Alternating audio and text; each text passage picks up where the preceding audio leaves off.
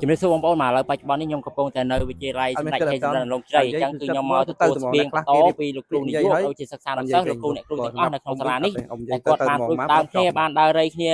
ម្នាក់បន្តិចអញ្ចឹងទៅចូលរួមបានទិញសម្ភារៈផ្សេងៗបងប្អូនណាអញ្ចឹងគឺនៅនេះមានដូចជាមីមានដូចជា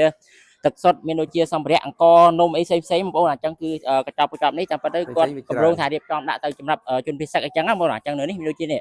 មានធុកមុខមានអីចឹងទៅបងប្អូនណាអញ្ចឹងហើយគឺសម្រាប់ឥឡូវគឺក្រុមការងារបងឈិនចុងភៅមង្គលគឺគាត់មកនេះ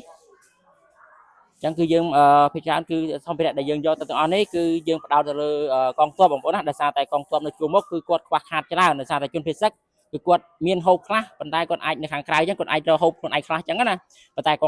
កងទ័ពនៅជួរមុខនេះគឺគាត់កំពុងតែប្រយុទ្ធបងប្អូនអញ្ចឹងគាត់អាចចុះមកទិញស្បៀងទិញអីបានទេអញ្ចឹងហើយគឺយើងមានតែអ្នកជួរក្រោយហ្នឹងហើយដែលជួយគាត់ណាអញ្ចឹងសម្រាប់ស្បៀងទាំងអស់នេះគឺយើងនឹងដឹកនាំទៅកាន់កងទ័ពជួរមុខហើយនៅពេលដែលយើងទៅដល់យើងនឹងថតជាផុសតាំងដើម្បីបញ្ជាក់មកខាងសាលាវិញដើម្បីបញ្ជាក់ថាយើងបានយកស្បៀងទាំងអស់ហ្នឹងទៅដល់កងទ័ពពិតមែនអញ្ចឹងណាបងប្អូនអញ្ចឹងសម្រាប់បងប្អូនដែលឃើញវីដេអូនេះហើយចង់ចូលរួមក៏អាចចូលរួមបន្ថែមបានដែរបងប្អូនណាអញ្ចឹងគឺយើងចូលរួមម្នាក់តិចទៅបងប្អូនណាខ្មែរជួយខ្មែរអញ្ចឹងណាអញ្ចឹងវីដេអូហ្នឹងគឺមានតែប៉ុណ្្នឹងទេបាទអរគុណច្រើន